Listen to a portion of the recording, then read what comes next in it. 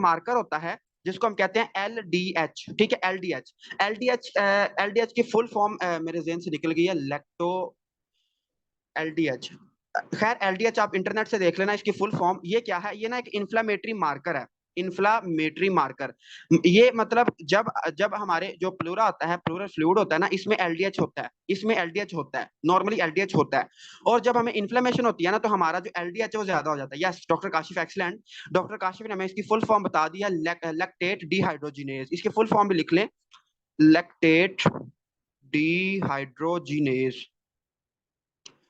अच्छा, ये क्या है कि इन्फ्लेमेटरी मार्कर है, ये एक इन्फ्लेमेटरी मार्कर है और ये मोस्टली आपके प्लूरा में ही पाया जाता है। अब आपने सेम वही काम करना है, आपने एक सैंपल लेना है प्लूरल फ्लूइड से और एक सैंपल लेना है सीरम से। ऊपर आपने क्या रखना है, ऊपर आपने LDH की वैल्यू रखनी है, ठीक है। जो सेकंड रेशियो आपने कैसे लेनी है, ऊपर आपने रखनी है LDH की वैल्यू, जो कि कहां कहां से आपको मिली है, जो कि आपको मिली है प्लूरल फ्लूइड से। और जो LDH है, जो LDH नीचे आपने कौन सा रखना है, सीरम वाला।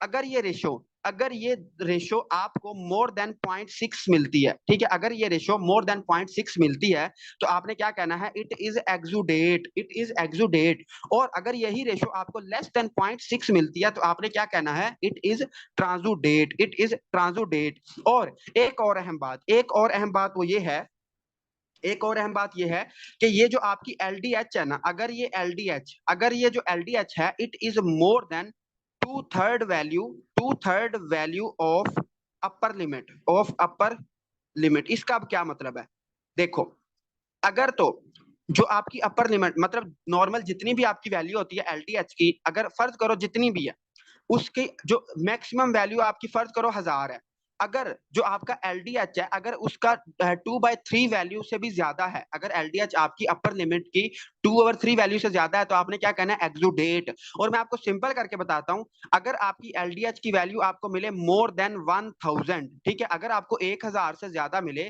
तो आपने फौरन कहना है कि ये क्या है, it is exudate, it is exudate, ठीक है। तो ये लाइट क्राइटेरिया है, ये काफी स्टूडेंट को तंग करता होता है, तो इसलिए आपने इसको लाजमी देखना है। आपकी बुक ने भी लिखा हुआ है, लेकिन मैंने इसको थोड़े से और अंदाज से आपको बताया। आपने क्या करना है, एक सैंपल आपने प्लूरल फ्लूइड का लेना है और एक सैंपल आपने किसका लेना है, सीरम का लेना है। जब एक सैंपल प्लूरल फ्लूइड का और एक सीरम का लोगे, तो अगर वो 0.5 से ज्यादा उसकी रेशियो है, तो आपने क्या कहना है, इट इज एक्सुडेट। अगर लेस देन 0.5 है तो ट्रांसुडेट। अगर LDH की जो रेशियो है वो मोर देन 0.6 से ज्यादा तो आपने कहना है एक्सुडेट। अगर लेस देन 0.6 है तो आपने कहना है ट्रांसुडेट। आपकी बुक ने भी सेम यही बातें लिखी हुई हैं, लेकिन और अंदाज से लिखी हुई हैं। एक और अहम बात वो ये रह गई है, जब भी आपको प्लूरल एफिजन होती है, तो आपका लॉस ऑफ कोस्टोफ्रेनिक एंगल, ठीक है, कोस्टोफ्रेनिक एंगल को लॉस ऑफ कोस्टोफ्रेनिक एंगल लॉस हो जाता है। ये फिलहाल मैं आपको कोस्टोफ्रेनिक एंगल अगर बताने लगूंगा ना, थोड़ा टाइम लग जाएगा, तो इसको हम छोड़ते हैं। जब मैं आपको एक्सरे कराऊंगा ना, ये हम ना 2-3 क्लासेस रखेंगे अपने चेस्ट एक्सरे पे, जब थोड़ा हम फ्री हो जाएंगे, फर्स्ट एड हमारी 70-80% कंप्लीट हो जाएगी ना, तो फिर मैं आपको ECG और चेस्ट एक्सरे करवाऊंगा कि चेस्ट एक्सरे आप कैसे देख सकते हो। तो उसमें हम देखेंगे कि जब प्लूरल एफिजन होती है ना, तो इसमें जो कोस्टोफ्रेनिक एंगल होता है ये लॉस हो जाता है। इसका मैं थोड़ा सा आपको हिंट बता देता हूँ, आपकी बुक की मैं डायग्राम दिखाता हूँ, आप अपनी बुक पे देखें। कहाँ, ये देखो, अच्छा ये देखो, ये है प्री ट्रीटमेंट, मतलब ये देखो, ये है प्री ट्रीटमेंट। इसमें अगर आप गौर करें तो आपकी प्लूरल एफ्यूजन हुई है और आपका ये वाला जो हिस्सा है यहाँ पे प्लूरल एफ्यूजन हुई है, ठीक है, यहाँ पे प्लूरल एफ्यूजन हुई है और ये व्हाइटिश नजर आ रहा है, ठीक है, व्हाइटिश नजर आ रहा है, मतलब कि हमें ये क्लियर कट बता रहा है कि यहाँ पे क्या हुई है, प्लूरल एफ्यूजन हुई है। तो जो आपके रिब्स और जो आपका डायफ्राम का एंगल है ना, ये लॉस हो जाता है। इसमें हमें पता नहीं चलता कि हमारा डायफ्राम और हमारी रिब्स कहाँ पे हैं, ठीक है। तो इसको हम कहते हैं लॉस ऑफ कोस्टोफ्रेनिक एंगल। लेकिन जब हमने उसको ट्रीटमेंट किया, ये उसने लिखा भी हुआ है पोस्ट ट्रीटमेंट, तो आप गौर करें कि यहाँ पे हमें क्लियर कट नजर आ रहा है कि हमारा डायफ्राम और हमारे रिब्स वगैरह लंग्स कहाँ पे हैं, ठीक है। तो इसको आपने लाजमी देखना है कि प्लूरल एफ्यूजन में हमारा जो कोस्टोफ्रेनिक एंगल है ना, ये लॉस हो जाता है। इसको मैं अपना चेस्ट एक्सरे में दिखाऊंगा। फिलहाल आपने मेरी बात पे यकीन कर लेना है कि जब भी हमें प्लूरल एफ्यूजन होगी ना, प्लूरल एफ्यूजन जहां पे भी फ्लूइड एक्यूमुलेट होगा, तो हमें चेस्ट एक्सरे पे व्हाइट नजर आएगा, वो वाला एरिया व्हाइट नजर आएगा, ठीक है। जब भी प्लूरल एफ्यूजन होगी हमें एरिया व्हाइट नजर आएगा। लेकिन अभी हम आगे जाके पढ़ेंगे हमें न्यूमोथोरैक्स अगर हो जाए तो उसमें हमें एरिया ब्लैक नजर आता है। तो खैर हम उसको आगे जाके देखते हैं। ठीक है, तो लाइट क्राइटेरिया समझ आ गया है। अब जरा मुझे बता दें कि प्लूरल फ्यूजन क्लियर हुआ है या नहीं हुआ, जल्दी बताएं, जल्दी बताएं, अभी आधा घंटा है और हमने काफी टॉपिक्स अभी करने हैं, जल्दी बताएं। डॉक्टर अक्सा को क्लियर है और डॉक्टर समीना को भी क्लियर है। ठीक है, बाकियों को भी आई होप कि आपको क्लियर हो गया होगा, इसमें कोई मसले वाली बात नहीं है। इसमें लाइट क्राइटेरिया बहुत अहम है कि आप एक्सुडेट और ट्रांसुडेट को किस तरह डिफरेंशिएट कर सकते हो। और इसमें एक और अहम बात यह है कि जब आप चेस्ट एक्सरे करते हो तो आपको जो एरिया है वो व्हाइट नजर आता है, और इसमें क्या होता है, जो कोस्टोफ्रेनिक एंगल है वो क्या हो जाता है, वो लॉस हो जाता है। ठीक है, तो ये चीजें आपने लाजमी देखनी है। बाकी हम चेस्ट एक्सरे जब करेंगे तो तब हम इसको डिटेल में देखेंगे कोस्टोफ्रेनिक एंगल को। हम आगे चलते हैं और अब हम बात करते हैं, आपकी बुक ने एक छोटा सा टॉपिक दिया हुआ है, डिजिटल क्लबिंग। तो इसको हम जल्दी से खत्म करते हैं। इसमें कुछ भी नहीं है, 2 या 3 बातें हैं टोटल, लेकिन उसने काफी लंबी करके लिखी हुई हैं, तो हम इसको पढ़ लेते हैं जल्दी से। डिजिटल क्लबिंग, डिजिटल क्लबिंग मैं आपको पढ़ा भी चुका हूँ। डिजिटल क्लबिंग का क्या मतलब होता है कि जो आपके नाखून होते हैं अगर वो आपके नेल बेड को छोड़ दें, मतलब उसमें से उससे डिटैच हो जाए, उससे अलग हो जाए, तो उसको हम क्या कहते हैं, डिजिटल क्लबिंग कहते हैं। और मैंने आपको एक पेशेंट की तस्वीर भी भेजी थी ग्रुप में, ठीक है, डिजिटल क्लबिंग की। आपको ऐसा लगता है जैसे आपके नाखून फूले हुए हैं। ये क्यों होता है, इसकी हमें पैथोफिजियोलॉजी तो अननोन है, ये इडियोपैथिक है, लेकिन हमें थोड़ा बहुत जो आइडिया है, जो थोड़ी बहुत इन्फॉर्मेशन है, वो मैं आपको बता देता हूँ। अच्छा, इसमें होता क्या है, इसमें इंक्रीज्ड एंगल, जो एंगल होता है, इंक्रीज्ड एंगल, जो एंगल होता है वो मोर देन 180 हो जाता है between between nail and nail bed. ठीक है, between nail and nail bed, मतलब जहां पे आपका नाखून लगा है उसको हम कहते हैं नेल बेड। और जो आपका नाखून और नेल बेड है, इसमें जो एंगल होता है वो कितना हो जाता है, मोर देन 180। और इससे क्या हो जाता है, आपको इस तरह फील होता है जैसे आपके नाखून फूले हुए हैं। ये जो मरीज है उसके नाखून फूले हुए हैं। और इसके जो हमें इसकी कॉज है, इसकी कॉज इडियोपैथिक है। हमें नहीं पता कि ये क्यों होता है, इसकी ये जो इसकी पैथोफिजियोलॉजी हमें नहीं पता कि ये किस वजह से होता है। बट हमें थोड़ी बहुत जो इन्फॉर्मेशन पता है वो मैं आपको बता देता हूँ। जब भी आपको हाइपोक्सिया होता है ना, जब भी क्या होता है, हाइपोक्सिया होता है, जब भी हाइपोक्सिया होता है, मतलब कि जब भी हाइपोक्सिया होता है तो आपको क्या होता है, इंट्रापल्मोनरी शंट। इंट्रापल्मोनरी शंट का क्या मतलब है कि जहां पे हाइपोक्सिया होता है वहां से ब्लड, जो आपका ब्लड है वहां वेजोकंस्ट्रिक्शन होती है, तो ब्लड आपका वेल परफ्यूज्ड एरिया में चला जाता है। तो हाइपोक्सिया जहां पे भी होगा, इंट्रापल्मोनरी शंट होगा। ठीक है, इंट्रापल्मोनरी शंट होगा। और जो जब इंट्रापल्मोनरी शंट होता है तो जो आपके प्लेटलेट्स हजरात हैं, ठीक है, जो आपके प्लेटलेट्स और आपके जो मैक्रोफेजिस हैं, मैक्रोफेजिस, ये क्या करते हैं, मैक्रोफेजिस एंड प्लेटलेट्स क्या करते हैं, ये लॉज हो जाते हैं। ठीक है, ये भर जाते हैं, they get lodged digital in digital vasculature. इस लाइन का क्या मतलब है, देखो, वो ये कहता है जब भी आपको हाइपोक्सिया होता है ना, मतलब कि आपकी लंग्स में इंट्रापल्मोनरी शंट होता है, तो आपके जो प्लेटलेट्स और आपके जो मैक्रोफेजिस हैं, डिजिटल कहते हैं उंगलियां, ठीक है, जो आपकी फिंगर्स है इसको हम डिजिट्स कहते हैं। तो जो आपकी उंगलियों की वेसल्स हैं, जो डिजिटल वेस्कुलेचर है, इसमें आपके प्लेटलेट्स और मैक्रोफेजेस चले जाते हैं। और आपको ये भी पता है कि जो आपके प्लेटलेट्स हैं ये क्या स्क्रीट करते हैं, ये स्क्रीट करते हैं प्लेटलेट ड्राइव्ड ग्रोथ फैक्टर। ये क्या है, कि ग्रोथ फैक्टर है जिसने ग्रोथ करानी होती है, प्लेटलेट ड्राइव्ड ग्रोथ फैक्टर। और जो आपके जो वेसल्स हैं वो क्या स्क्रीट करना शुरू कर देती हैं, वेस्कुलर एंडोथेलियल ग्रोथ फैक्टर, मतलब ये वेसल्स की ग्रोथ कराएंगे और प्लेटलेट ड्राइव्ड ग्रोथ फैक्टर ये रिलीज करेंगे। जब ये दोनों रिलीज होंगे तो क्या होगा, आपका जो नाखून होगा वो ऊपर की तरफ उठ जाएगा। आपको ऐसे लगेगा कि इस बंदे के नाखून फूले हुए हैं, हालांकि वो फूले नहीं होते। It is digital clubbing and it is due to platelet derived growth factor and vascular endothelial derived growth factor.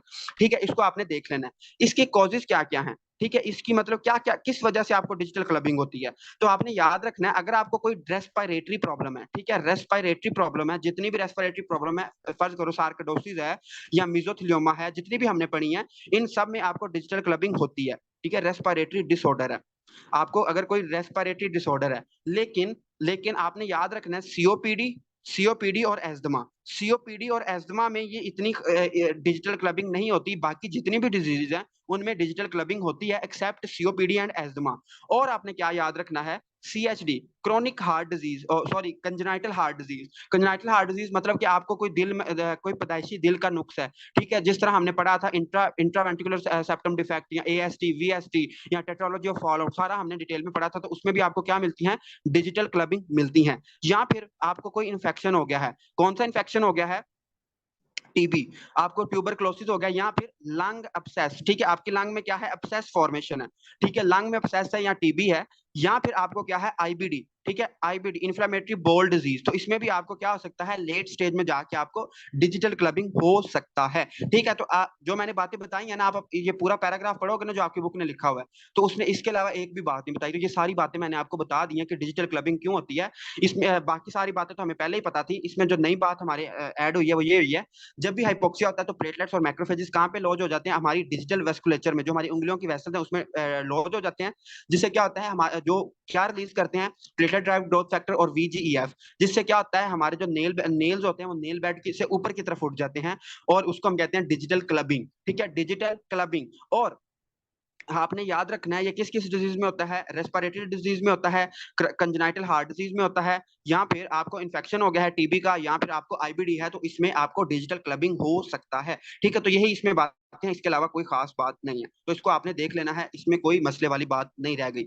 हम आगे चलते हैं, और आगे जो हमारा टॉपिक है एटीलैक्टेसिस, ठीक है, एटीलैक्टेसिस। एटीलैक्टेसिस काफी आसान टॉपिक है और बिल्कुल छोटू सा टॉपिक है, एटी एटीलैक्टेसिस। लेकिन इस टॉपिक को समझाने से पहले मैं आपका एक बेसिक कॉन्सेप्ट क्लियर करना चाहूंगा। एटीलैक्टेसिस विद कंसोलिडेशन, आपको पता होना चाहिए कि कंसोलिडेशन कंसोलिडेशन और एटीलैक्टेसिस में क्या फर्क होता है, कंसोलिडेशन और एटीलैक्टेसिस में क्या फर्क होता है। तो इसको आप डॉक्टर नजीब का मैंने एक लेक्चर लिया था, उसमें मुझे उसने समझा, इस तरह समझाया था। फर्ज करो ये क्या है, आपका एल्वोलाई है, ठीक है, ये क्या है, एल्वोलाई है। अगर ये कोलैप्स कर जाता है, ठीक है, अगर ये क्या कर जाता है, कोलैप्स कर जाता है, अगर ये पिचक जाता है, मतलब आपस में इसकी जो दीवारें वो मिल जाती हैं, जिस तरह हमने पढ़ा था न्यूनेटल रेस्पिरेटरी डिस्ट्रेस सिंड्रोम, कि अगर इसमें कोई सर्फेक्टेंट की कमी हो गई है तो ये क्या कर गया है, कोलैप्स कर जाता है। अगर ये कोलैप्स कर जाता है तो इट इज एटीलैक्टेसिस, इट इज एटीलैक्टेसिस। एटीलैक्टेसिस में क्या होगा, जो आपका एल्वोलाई होगा वो कोलैप्स कर जाएगा। बट अगर यही एल्वोलाई है और इसमें कोई फ्लूइड भर गया, ठीक है, यही एल्वोलाई है और इसमें क्या भर गया है, कोई फ्लूइड भर गया है, जिस तरह हमने कल एआरडीएस में पढ़ा था, जिस तरह कल हमने एआरडीएस में पढ़ा था कि आपका अगर एल्वोलाई में फ्लूइड भर जाए तो इसको हम क्या कहते हैं, इसको हम कहते हैं कंसोलिडेशन, कंसोलिडेशन, ठीक है। तो एटीलैक्टेसिस और कंसोलिडेशन में आपको लाजमी फर्क पता होना चाहिए, और बहुत स्टूडेंट को ये पता नहीं होता, तो आपने याद रखना है। कंसोलिडेशन में क्या आता है, अगर एल्वोलाई में फ्लूइड भर जाए तो इसको हम कहते हैं कंसोलिडेशन, और अगर यही एल्वोलाई आपका कोलैप्स कर जाए, अगर ये आपस में पिचक जाए, इसकी दीवारें आपस में मिल जाएं, तो इसको हम क्या कहते हैं, इसको हम कहते हैं एटीलैक्टेसिस। अब आपको पता चल गया होगा कि एटीलैक्टेसिस का मतलब क्या होता है। तो एटीलैक्टेसिस का क्या मतलब होता है, एटीलैक्टेसिस का मतलब होता है एल्वुलर कोलैप्स, ठीक है, एल्वुलर कोलैप्स, कि जो आपका एल्वुलाई है, जो आपका एल्वुलाई है वो कोलैप्स कर गया, तो एल्वुलर एल्वुलर कोलैप्स मतलब कि जो आपके एल्वुलाई हैं वो कोलैप्स कर जाते हैं। वो क्यों कोलैप्स करते हैं उसको हम बाद में देखते हैं। इसकी डेफिनेशन क्या है, एल्वुलर कोलैप्स, कि एल्वुलाई आपके क्या करते हैं, कोलैप्स करते हैं। और कंसोलिडेशन में क्या होता है, फ्लूइड एक्यूमुलेट हो जाता है, फ्लूइड एक्यूमुलेट हो जाता है। अब इसकी डिफरेंट उसने कॉजेज लिखी हुई हैं। पहला उसने लिखा हुआ है ऑब्स्ट्रक्टिव, ठीक है, ऑब्स्ट्रक्टिव, ऑब्स्ट्रक्टिव एटीलैक्टेसिस, ऑब्स्ट्रक्टिव एटीलैक्टेसिस। तो ऑब्स्ट्रक्टिव एटीलैक्टेसिस का क्या मतलब है, ऑब्स्ट्रक्टिव एटीलैक्टेसिस का मतलब ये है कि फर्ज करो ये आपका क्या था, दिस इज योर एल्वोलाई, ठीक है, और यहाँ पे जो इसकी ओपनिंग थी, यहाँ पे कोई चीज ऑब्स्ट्रक्ट कर गई है, मतलब इसकी ओपनिंग बंद हो गई है। और ओपनिंग बंद क्यों हुई है, फॉरेन बॉडी। फर्ज करो हमने पीछे भी पढ़ा था कि आपका छोटा बच्चा है और उसने मूंगफली को निगल लिया, या फिर उसने सिक्का है, क्वाइन है और उसको निगल लिया, तो उससे क्या होगा, उसका एल्वोलाई क्या कर देगा, कोलैप्स कर देगा, तो वो क्या होगा, एटीलैक्टेसिस में चला जाएगा। तो फॉरेन बॉडी एस्पिरेशन, जो ऑब्स्ट्रक्टिव एटीलैक्सिस है, पहले उसने बताई है फॉरेन बॉडी।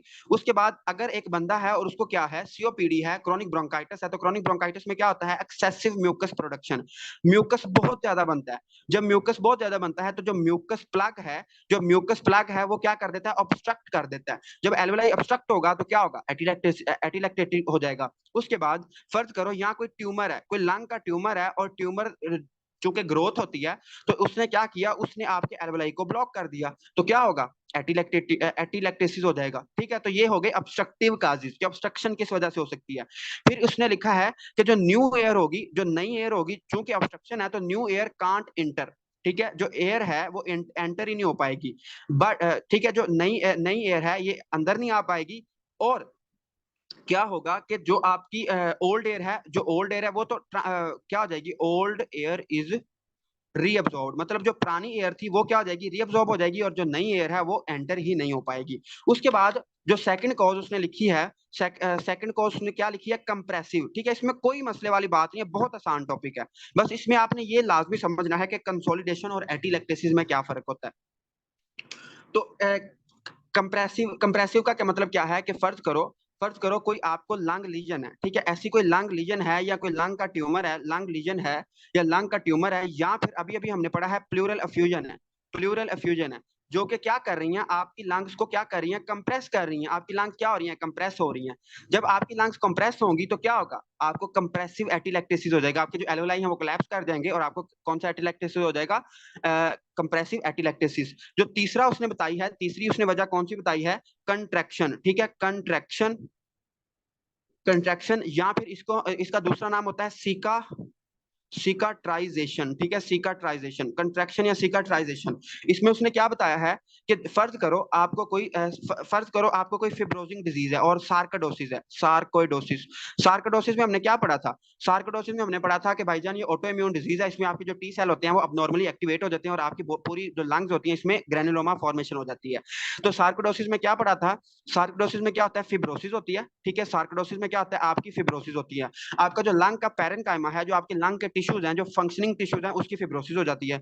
जब उसकी फिब्रोसिस होगी तो क्या होगा, जो आपके एल्वेलाई होंगे वो क्या होंगे, रिस्ट्रिक्ट हो जाएंगे, मतलब वो सही तरह क्या करेंगे, एक्सपैंड ही नहीं हो पाएंगे। तो alveoli will collapse, alveoli will collapse या एल्वेलाई विल डिस्टॉर्ट, मतलब उनकी शेप खराब हो जाएगी और वो क्या कर जाएंगे, कोलैप्स कर जाएंगे। तो this is all about cicatrization या कंट्रैक्शन। और कंट्रैक्शन एटिलैक्टेसिस क्यों होती है, it is due to fibrosis and it is most common in sarcoidosis. ठीक है, सार्कोडोसिस में क्या होता है, ये मोस्ट कॉमन होती है। उसके बाद हम पढ़ चुके हैं एनआरडीएस, जिसमें आता है अडेसिव। ठीक है, अडेसिव, अडेसिव का मतलब क्या होता है, देखो, अडेसिव का मतलब फ्लूइड रिलेटेड होता है। हमने पढ़ा था कि ये फर्ज करो दिस इज योर एल्वेलाई। ठीक है, ये क्या है, एल्वेलाई है, तो इसके अंदर अल्लाह ताला ने क्या रखा हुआ है, सरफेक्टेंट रखा है, जो कि इसको कोलैप्स होने से बचाता है, जो कि इसकी सरफेस टेंशन को कम करता है। जिस तरह मैंने आपको शापर का बताया था कि जो अगर आप दो शॉपिंग बैग लोगे, दो शॉपर्स लोगे, तो अगर जो गीला शॉपर होगा वो जल्दी पिचक जाएगा और जो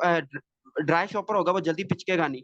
तो चूंकि इसमें अगर एक बच्चा है और उसको एनआरडीएस है, मतलब न्यूनेटल रेस्पिरेटरी डिस्ट्रेस सिंड्रोम है, उसमें सरफेक्टेंट कम है, उसमें क्या है, सरफेक्टेंट कम है। तो जब सरफेक्टेंट कम होगा, जब सरफेक्टेंट कम होगा तो जो आपका एल्वेलाई है वो पिचक जाएगा, वो कोलैप्स कर जाएगा। जब वो कोलैप्स करेगा तो उसको हम क्या कहते हैं, अडेसिव एटिलैक्टेसिस। और ये किस में होता है, एनआरडीएस में, न्यूनेटल रेस्पिरेटरी डिस्ट्रेस सिंड्रोम में। ठीक है, तो इसमें कोई मसले वाली बात नहीं है, बहुत आसान सा एक टॉपिक था। आपकी बुक ने भी इसको डायग्राम भी बनाई हुई है, उस डायग्राम को आपने देख लेना है, बाकी मैंने सारी आपको बातें बता दी हैं। अब मैं आपको बता रहा था कि न्यूमोथोरैक्स क्या होता है। ठीक है, न्यूमोथोरैक्स, न्यूमोथोरैक्स होता है एयर इन चेस्ट कैविटी। ठीक है, अब मैं आपको बता रहा था, मैंने एक डायग्राम बनाई थी कि आपकी ये दो लंग्स हैं और इसमें जो रेड वाली है ये मैंने क्या बनाई है, it is visceral pleura, it is visceral pleura. और मैं फर्ज करो ये मेरे पास ग्रीन पॉइंटर है, तो जो सबसे बाहर वाली लेयर होती है वो ग्रीन से मैं बना रहा हूँ और उसको हम क्या कहते हैं, उसको हम कहते हैं प्राइटल प्लूरा। और जो विजुअल और प्राइटल प्लूरा होती है, इसके दरमियान जो स्पेस होती है, इसके दरमियान जो स्पेस होती है, इसको हम क्या कहते हैं, प्लूरल स्पेस कहते हैं, प्लूरल स्पेस कहते हैं। अब किसी वजह से अगर इसमें फ्लूइड भर जाए, इसमें अगर फ्लूइड भर जाए तो उसको हम क्या कहते हैं, उसको हम कहते हैं प्लूरल एफ्यूजन, उसको हम क्या कहते हैं, प्लूरल एफ्यूजन। लेकिन फर्ज करें ये जो प्लूरल स्पेस है, अगर इसमें एयर भर जाए, अगर फ्लूइड की जगह एयर भर जाए, तो उसको हम क्या कहते हैं, उसको हम कहते हैं न्यूमोथोरैक्स। ठीक है, तो आपने याद रखना है जो न्यूमोथोरैक्स होता है ये क्या होता है, it is accumulation of air, air in plural space. जो आपकी प्लूरल स्पेस है अगर इसमें क्या हो जाए, एयर एक्यूमुलेट हो जाए, तो इसको हम क्या कहते हैं, इसको हम कहते हैं न्यूमोथोरैक्स कहते हैं। और इससे होगा क्या, जब आपकी एयर भर जाएगी तो आपकी जो चेस्ट है वो सही तरह एक्सपैंड नहीं कर पाएगी। तो आपको क्या क्या होगा, फर्ज करो आपको अगर न्यूमोथोरैक्स हुआ है तो सबसे पहले आपको सांस ही नहीं आएगा, डिस्निया होगा। ठीक है, डिस्निया, सांस ही नहीं, अब नॉर्मल आप सांस नहीं ले पाओगे। और क्या होगा, अनइवन, ठीक है, uneven chest expansion, uneven chest expansion, ये बहुत इंपॉर्टेंट लाइन है। जब आपके पास मरीज आएगा ना न्यूमोथोरैक्स का, जब आप उसके दोनों आप उसको लटाओगे बेड पे, और जब आप उसको देखोगे ना, आप उसको कहोगे लंबा गहरा सांस लो। जब वो लंबा गहरा सांस लेगा तो जिस लंग में उसकी न्यूमोथोरैक्स हुई होगी ना, वो नीचे रहेगा, और जो नॉर्मल लंग होगा वो ज्यादा ऊपर की तरफ आएगा। देखो, ये दो लंग्स हैं और आप उसको साइड से देख रहे हो, जिसमें प्लूरल एफ्यूजन हुई है। फर्ज करो इस लंग में प्लूरल एफ्यूजन हुई है, तो इसमें प्रेशर ज्यादा है। आप जब उसे कहोगे ना कि यार तुम जल्दी से लंबा सांस लो, जब वो लंबा सांस लेगा तो जो उसका नॉर्मल लंग होगा वो ज्यादा ऊपर की तरफ उठेगा as compare to this lung, as compare to pleural pneumothorax lungs. ठीक है, तो इसको हम कहते हैं अनइवन चेस्ट एक्सपेंशन। मतलब उसकी एक साइड की जो चेस्ट होगी वो ज्यादा ऊपर की तरफ उठेगी और दूसरी वाली कम ऊपर की तरफ उठेगी। इसको कहते हैं अनइवन चेस्ट एक्सपेंशन कहते हैं। ठीक है, और इसमें क्या होगा, इसमें उसको चेस्ट पेन होगा। ठीक है, उसमें चेस्ट पेन होगा और क्या होगा, डिक्रीज टैक्टाइल, डिक्रीज टैक्टाइल फ्रेमिटस। ये मैं आपको एंड पे बताता हूँ ये क्या होता है, डिक्रीज टैक्टाइल फ्रेमिटस। और उसमें जब आप उसको क्या करोगे, परकशन करोगे, तो आपको हाइपर रेजोनेंस मिलेगी। हाइपर रेजोनेंस अब मैं फिलहाल आपको इस तरह तो नहीं समझा सकता, लेकिन मैं आपको इसका कॉन्सेप्ट बता देता हूँ। जब आप उसकी परकशन करोगे ना, परकशन आपको सबको पता ही होगा कि परकशन किसको कहते हैं। तो हमें इस तरह फील होगा कि उसकी जो लंग्स हैं इसमें एयर है, इसको हम कहते हैं हाइपर रेजोनेंट। मतलब जो हम ऊपर वो जब हम टैप करेंगे तो हमें वो साउंड गूंजता हुआ नजर सुनाई देगा, इसको हम कहते हैं हाइपर रेजोनेंट साउंड। ये हम खैर आगे जाके मेडिसिन में भी पढ़ेंगे, ये सारी बातें मेडिसिन की हैं। उसके बाद क्या होगा, डिमिनिश्ड ब्रेथ साउंड। अगर मतलब आप जब उसे कहेंगे ना कि वो सांस लो, तो उसकी हमें सांस की आवाज नहीं आएगी, तो डिमिनिश्ड ब्रेथ साउंड। ठीक है, उसकी हमें सांस की आवाज नहीं आएगी। तो जितने भी उसकी अफेक्टेड साइड्स हैं उसमें हमें सांस की आवाज नहीं आएगी, हाइपर रेजोनेंट साउंड मिलेगा, डिक्रीज टैक्टाइल फ्लेमिटस मिलेगा, चेस्ट पेन मिलेगी, और हमें क्या मिलेगा, अनइवन चेस्ट एक्सपेंशन। ये बहुत इंपॉर्टेंट बात है, अनइवन चेस्ट एक्सपेंशन। जब आप मतलब उसको लटाओगे ना और आप उसे कहोगे जोरदार लंबा गहरा सांस लो, तो वो क्या मतलब उसकी एक लंग्स ऊपर की तरफ ज्यादा उठी होगी और एक वाली कम होगी। जो कम नीचे की तरफ है उसमें आपने सस्पेक्ट करना है कि इस तरफ इसको क्या हुआ पड़ा है, न्यूमोथोरैक्स हो गया है। अब इसमें इसका जो कॉन्सेप्ट है वो ये है, जो पहली बात इसमें आपने याद रखनी है कि प्राइमरी स्पॉन्टेनियस न्यूमोथोरैक्स क्या होता है। प्राइमरी स्पॉन्टेनियस न्यूमोथोरैक्स ये क्या चीज है, प्राइमरी स्पॉन्टेनियस न्यूमोथोरैक्स। इसमें आपने याद रखना है, it is due to rupture of सब प्लूरल, ठीक है, सब प्लूरल ब्लेब। ठीक है, सब प्लूरल ब्लेब या फिर सिस्ट। और ये कब होता है, जो प्राइमरी स्पॉन्टेनियस न्यूमोथोरैक्स है कब होता है, ये आप अपनी बुक पे लिख लें, शायद नहीं लिखा हुआ। जो ये ब्लेब होते हैं ना, ये ब्लेब ब्लेब क्यों बनते हैं, bleb bleb is due to bleb is due to distal acinar emphysema. हमने पढ़ा था ना पैन एम्फिसीमा, और उसमें मैंने आपको कहा था कि क्या होगा, न्यूमोथोरैक्स हो सकता है। तो आपने याद रखना है, जब डिस्टल एसिनार जो आपकी डिस्टल एसिनार कौन से हैं, देखो फर्ज करो ये क्या है, आपकी लंग है और ये इसमें एक एसिनार पड़ा हुआ है। एसिनार हम कहते हैं एल्वेलाई के गुच्छे को। ठीक है, तो ये एसिनार है। अगर इसमें एम्फिसीमा हो गया है, ठीक है, ये खराब हो गया है, तो क्या होगा, यहाँ पे एक ब्लैब ब्लैब बनेगा। फर्ज करो ये जो एरिया है मैं इसको जूम करके आपको दिखा रहा हूँ। ठीक है, ये हमने इसको जूम किया, तो ये जो एरिया है ये आपकी लंग वॉल है। और क्या होगा, इस तरह ना एक ब्लैब बन जाएगा। ठीक है, इस तरह एक उभार सा बन जाएगा। और वो उभार क्यों बनेगा, it is due to distal acinar emphysema. जब आपको डिस्टल एसिनार का एम्फिसीमा होगा तो आपको एक ब्लैब बनेगा। जब ये ब्लैब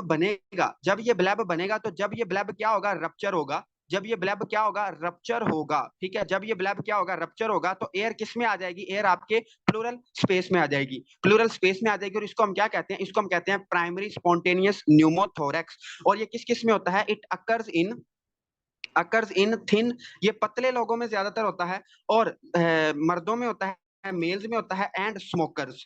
ठीक है, स्मोकर्स। तो स्मोकर्स में आपने याद रखना है, स्मोकर्स में क्या क्या ज्यादा होता है, आपका डिस्टल एसिनार एम्फिसीमा ज्यादा होता है, जिसकी वजह से एक उभार सा बनता है। जब वो उभार रप्चर करता है, जब वो ब्लैब रप्चर करता है या सिस्ट बनता है, जब वो रप्चर करता है तो एयर किस में चली जाती है, एयर न्यूमो, तो इसमें प्लूरल स्पेस में चली जाती है। इसको हम क्या कहते हैं, प्राइमरी स्पॉन्टेनियस न्यूमोथोरैक्स कहते हैं। ठीक है, ये सीधी सी बात है। उसके बाद है जी सेकंड, सेकेंडरी। ठीक है, कि जो आपकी सेकेंडरी है, secondary spontaneous pneumothorax, secondary spontaneous pneumothorax क्यों बनती है, तो इसको हम देख लेते हैं। सेकेंडरी स्पॉन्टेनियस न्यूमोथोरैक्स क्यों होती है, it is due to disease lung. मतलब जो अगर आपकी लंग्स क्या है, कोई बीमार लंग्स हैं, मतलब कि आपकी लंग्स में कोई बीमारी चल रही है, कोई मसला चल रहा है। फर्ज करो कौन सा मसला चल रहा है, मारफान सिंड्रोम। मारफान सिंड्रोम क्यों होता है, it is connective tissue disorder. इसमें हम पढ़ेंगे जो आपका कनेक्टिव टिश्यू होता है ना, ये अबनॉर्मल होता है, कोलेजन आपका अबनॉर्मल होता है। ये हम ना बायोकेम में पढ़ेंगे मारफान सिंड्रोम। तो मारफान सिंड्रोम में अगर आपकी लंग्स खराब हैं या फिर आपको एम्फीसीमा हुआ, ठीक है, या फिर क्या हुआ, एम्फीसीमा हुआ और एम्फीसीमा में क्या हुआ है, बुला फॉर्मेशन, ठीक है। बुल्ले को फिलहाल आप याद रख लें, जिस तरह एक छाला होता है ना, इस तरह एक बुला होता है। मतलब हमें अगर कोई गर्म चीज लग जाए तो हमें एक छाला सा बन जाता है, ठीक है, तो उसको हम क्या कहते हैं, बुला कहते हैं। तो एम्फीसीमा में भी हमारी लंग्स पे क्या बनते हैं, बुले बनते हैं, या फिर मारफान सिंड्रोम है। इनकी वजह से क्या होता है, हमें सेकेंडरी स्पॉन्टेनियस न्यूमोथोरैक्स होता है। या फिर जो इसमें समझने वाली बात है वो ये वाली है।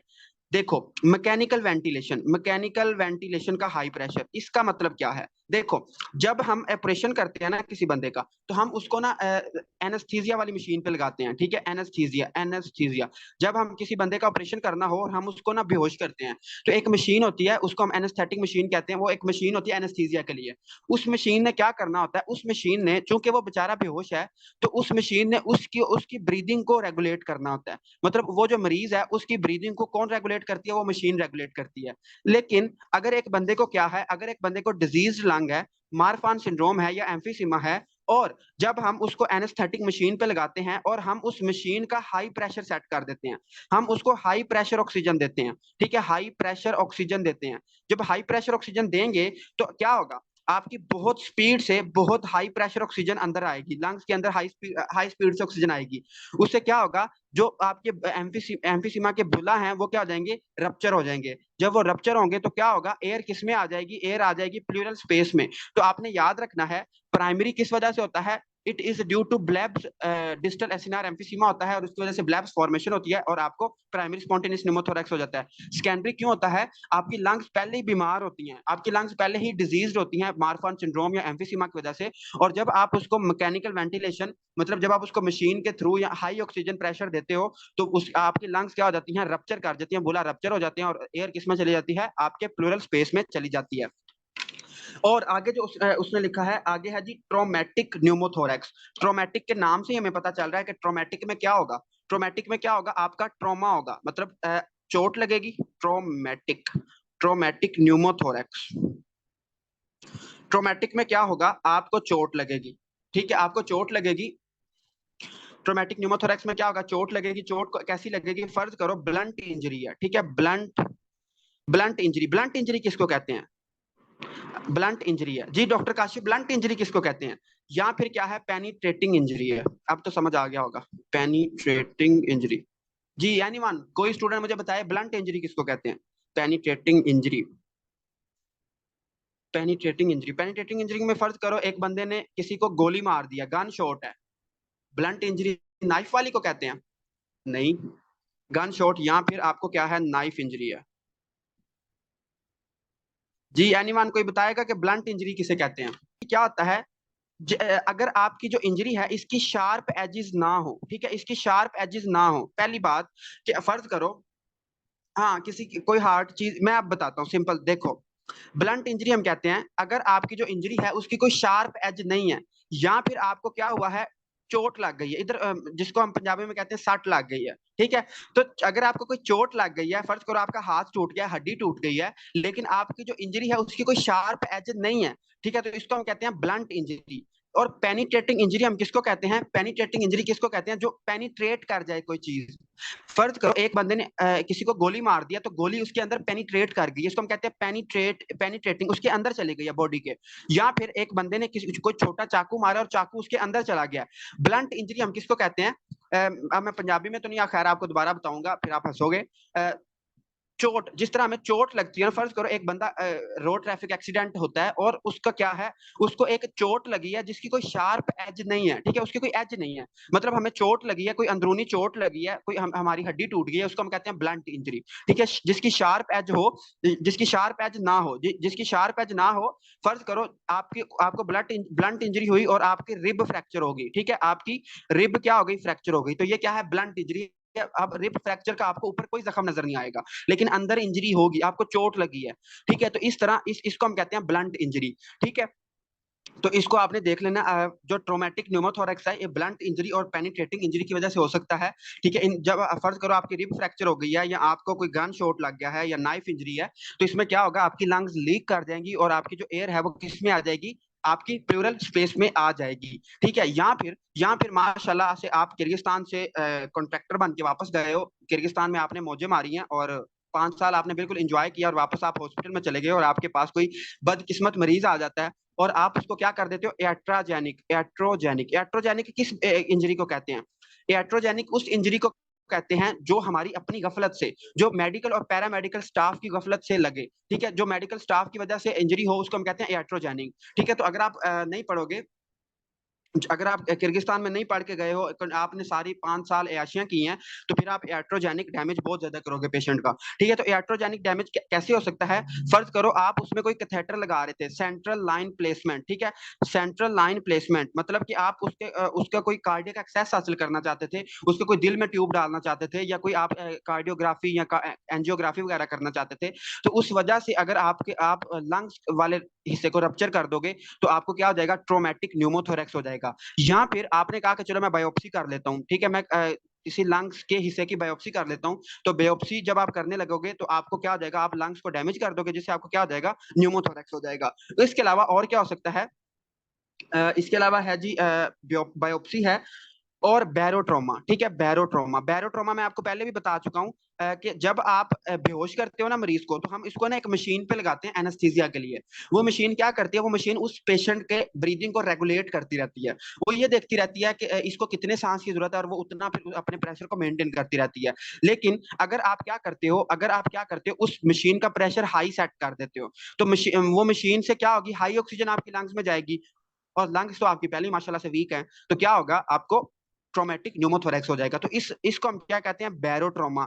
बैरो का मतलब क्या होता है? प्रेशर, ठीक है। बैरो का मतलब क्या होता है? प्रेशर, ठीक है। इसमें इंजरी आपने लाजमी देख लेनी है। अगर ब्लंट इंजरी जो होती है ना, इसको हम कहते हैं चोट लग जाती है जो हमें, कि हमें ऊपर से कोई घाव नहीं दिखाई देता या इसकी ना कोई शार्प एजेस नहीं होती, ठीक है। तो जिस तरह हमारी कोई हड्डी टूट जाती है, it is also blunt injury. या फिर हमें कोई चाकू मार देता है लेकिन उसकी कोई शार्प एज नहीं है, ठीक है, हमें कोई एज नजर नहीं आ रही जख्म की, तो it is also a blunt injury. और पेनिट्रेटिंग इंजरी क्या होती है? कि अगर कोई चीज आपके अंदर चली गई है, मतलब फर्ज करो किसी को गोली मार दी है, तो जो गोली है वो उसके अंदर चली जाती है, बुलेट उसके बॉडी के अंदर चली जाती है, उसको हम कहते हैं पेनिट्रेटिंग इंजरी, ठीक है। तो इंजरीज की टाइप ना हम उसमें सर्जरी में पढ़ेंगे डिटेल में। अब इसमें जो समझने वाली बात है वो अब आई है, वो क्या है? टेंशन न्यूमोथोरेक्स, ठीक है। ये आपको बहुत टेंशन देगी आगे जाके। टेंशन न्यूमोथोरेक्स, इसके बड़े मरीज होते हैं वार्ड में। टेंशन न्यूमोथोरेक्स, टेंशन न्यूमोथोरेक्स क्या होता है? ये ना बहुत डॉक्टरों को भी टेंशन देती है और मरीजों के लिए भी बायस टेंशन बनती है। इसके क्या वजह है?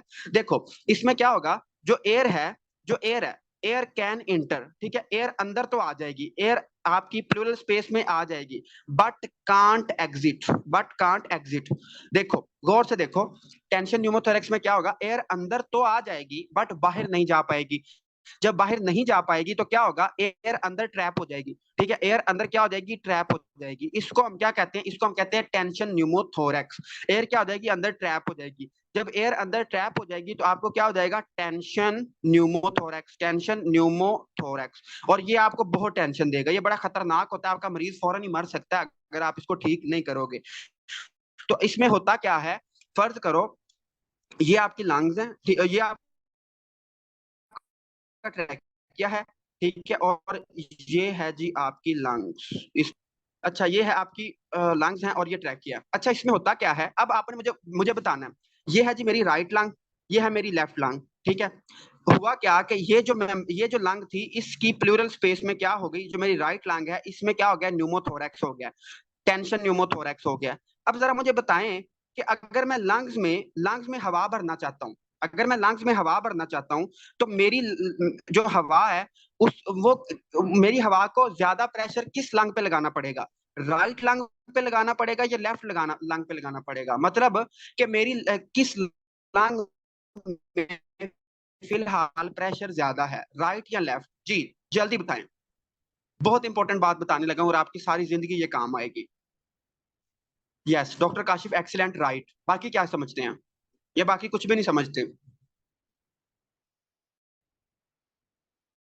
चले बताएं जल्दी, शर्माए नहीं, बताएं। देखो, जब इस तरफ प्लूरल जिस इस तरफ अगर न्यूमोथोरेक्स है, तो इस तरफ मेरी लंग का प्रेशर क्या होगा? ज्यादा होगा। इस तरफ प्रेशर क्या होगा? ज्यादा होगा।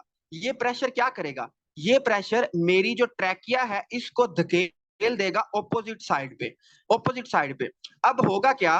फर्ज करो मैं आपको बुक दिखाता हूँ, बुक से आपको अभी मैं एक्सरे पढ़ना थोड़ा सा सिखाता हूँ न्यूमोथोरेक्स का, ठीक है। एक मिनट बस, ये देखो, ये है आपकी प्यारी सी बुक। अब देखो, पहली बात आपने ये याद रखनी है, जो एयर होती है ना, एयर होती है एक्सरे में, वो हमें ब्लैक नजर आती है। जो ब्लैक एरिया एक्सरे में होता है वो एयर का होता है। जो एक्सरे होता है इसमें जो एरिया ब्लैक होता है वो एयर एयर का होता है। और अगर कोई सॉलिड चीज हो या कोई लिक्विड हो तो वो एरिया हमें व्हाइटिश नजर आता है, जिस तरह हमने प्लूरल एफ्यूजन में पढ़ा है। अब होता क्या है, जो न्यूमोथोरेक्स है इसमें, अच्छा, अब आपके पास एक पेशेंट आया है और उसको आप सस्पेक्ट कर रहे हो कि इसको न्यूमोथोरेक्स है। आपने पहले क्या देखना है कि आया कि इसका चेस्ट एक्सरे कोई एक्स्ट्रा ब्लैक तो नहीं है, मतलब इसका एक्सरे बिल्कुल बिल्कुल ब्लैक तो नहीं है। अगर उसका बिल्कुल ब्लैक है तो आपने क्या सस्पेक्ट करना है, उसको न्यूमोथोरेक्स है। और अगर आप अपनी बुक पे देखें तो उसने जो ये वाली राइट लंग बनाई है ये बिल्कुल ब्लैक है, बिल्कुल ब्लैक है। और ब्लैक का क्या मतलब है, मैंने अभी आपको बताया कि एयर आपको क्या नजर आती है, ब्लैक नजर आती है। तो अगर आपकी लंग बिल्कुल ब्लैक है तो आपको क्या है, उस लंग का न्यूमोथोरेक्स है, पहली बात। दूसरी बात, आपने क्या याद रखना है, जिस तरफ न्यूमोथोरेक्स होता है उस तरफ हाई प्रेशर होता है। और जिस तरफ हाई प्रेशर होता है वो ट्रैकिया को दूसरी तरफ धकेल देता है, पुश कर देता है दूसरी तरफ। तो चूंकि आपकी राइट लंग में हाई प्रेशर है तो आपका ट्रैकिया किस तरफ डेविएट कर जाएगा, लेफ्ट साइड की तरफ। तो अगर आप देखें, ये आपका ट्रैकिया बना हुआ है, ट्रैकिया में एयर होती है तो आपको ना ब्लैक ब्लैक नजर आता है। ये आपका ट्रैकिया, ये मैंने जो पॉइंटर से बनाया, आप अपनी बुक पे भी देखें। आपका ट्रैकिया किस तरफ डेविएट कर जाता है न्यूमोथोरैक्स में, ऑपोजिट साइड में। अगर आपको आपका मरीज है राइट लंग के न्यूमोथोरैक्स का, तो ट्रैकिया किस तरफ मिलेगा, लेफ्ट साइड में। और जो राइट साइड लंग होगी वो ब्लैक नजर आएगी एक्सरे पे। तो आपने ये लाजमी बात याद रखनी है, ये बहुत बहुत इंपॉर्टेंट बात है। जिस तरफ न्यूमोथोरैक्स होगा वो आपको एक्सरे बिल्कुल ऑपोजिट तरफ डेविएट किया होगा, ठीक है। तो आई होप कि इसकी आपको समझ आ चुकी है। अब मैं आपको समझाता हूँ टेंशन न्यूमोथोरैक्स। टेंशन न्यूमोथोरैक्स में क्या होता है कि एयर अंदर तो आती है लेकिन बाहर नहीं जाती, और आपके लिए बहुत, मैंने आपको समझा दिया। ट्रैकिया हमेशा हमेशा ऑपोजिट साइड पे डेविएट करेगा, सेम साइड पे डेविएट नहीं करेगा। अगर राइट अगर राइट न्यूमोथोरैक्स है तो ट्रैकिया लेफ्ट साइड की तरफ डेविएट कर जाएगा, लेफ्ट साइड की तरफ चला जाएगा ड्यू टू हाई प्रेशर। उसके बाद आप इसको आपने ना फौरन ठीक करना होता है। आपको इमीडिएट नीडल डीकम्प्रेशन, मतलब फौरन आपने सिरिंज लेनी है और उसकी जो एयर है वो उसको बाहर निकालना है, वरना वो फौरन मर जाएगा, ठीक है। एंड चेस्ट ट्यूब प्लेसमेंट, और आपने एक ट्यूब लगानी होती है जो कि उसकी जो एयर है, जितनी भी एयर उसकी प्लेवरल स्पेस में आ रही है वो उसको बाहर निकालती रहे। तो आपने चेस्ट ट्यूब लगानी है और क्या करना है, उसको फौरन नीडल से डीकम्प्रेस करना है। और इसमें क्या होता है, it may lead to increase thoracic pressure. जब आपको क्या होगा, जब आपको न्यूमोथोरैक्स होगा तो आपका जो थोरेसिक प्रेशर है वो ज्यादा हो जाएगा। थ्रेसिक प्रेशर जब ज्यादा होगा तो क्या होगा, ये हम सीवीएस में बार बार पढ़ चुके हैं। जब थ्रेसिक प्रेशर ज्यादा होगा तो आपका वीनस रिटर्न कम हो जाता है, आपकी राइट एट्रियम में ब्लड कम जाता है। इसको मैंने बार बार पढ़ाया था। वीनस रिटर्न कम जाता है जिसकी वजह से क्या होगा कि आपका कार्डियक फंक्शन क्या हो जाएंगे, कम हो जाएंगे। तो tension pneumothorax gives you very big tension. ये आपने इसको फौरन ठीक करना होता है, वरना ये आपको मार भी देगा, आपके मरीज को मार भी देगा, ठीक है। तो इसलिए आपने इसको फौरन नीडल लेनी है और उसको पहले तो जो एयर है उसको बाहर निकालना है। और फौरन से आपने क्या करना है, चेस्ट ट्यूब लगानी है, एक ऐसी ट्यूब लगानी है जो उसकी एयर को फौरन बाहर खींच ले। और इसका एक्सरे आपको लाजमी देखना आना चाहिए। बहुत बेसिक बात है कि अगर आपकी लंग्स फुल आपको ब्लैक नजर आ रही हैं तो आपने ये दो चीजें अपने पल्ले बांध लो। जो फ्लूइड होता है वो आपको व्हाइट नजर आता है, और जो एयर होती है वो आपको ब्लैक नजर आती है। ये आप अपने पल्ले बांध लो। अब न्यूमोथोरैक्स में एयर भरती है तो आपकी लंग्स आपको ब्लैक नजर आएंगी। अगर आपको लंग्स का कोई एरिया व्हाइट नजर आ रहा है तो इसका क्या मतलब है कि it is the patient of pleural effusion. अगर आपको एरिया ब्लैक नजर आ रहा है तो it is the patient of pneumothorax, ठीक है। और इसमें क्या होगा, जिस तरफ न्यूमोथोरैक्स होगा, जो ट्रैकिया होगी उससे उल्टी साइड की तरफ मूव कर जाएगी, क्यों, क्योंकि हाई प्रेशर की वजह से, ठीक है। तो this is all about pneumothorax and tension pneumothorax. इसमें इंपॉर्टेंट टेंशन न्यूमोथोरैक्स है जिसको आपने लाजमी समझना है, और जो मैंने बातें आपको बताई हैं उसको आपने लाजमी देखना है, ये इंपॉर्टेंट बातें हैं, ठीक है। अब मैं रिकॉर्डिंग एंड करता हूं, आप अपने मुझे क्वेश्चंस बताएं, अगर किसी का कोई क्वेश्चन है तो मुझे बता दे।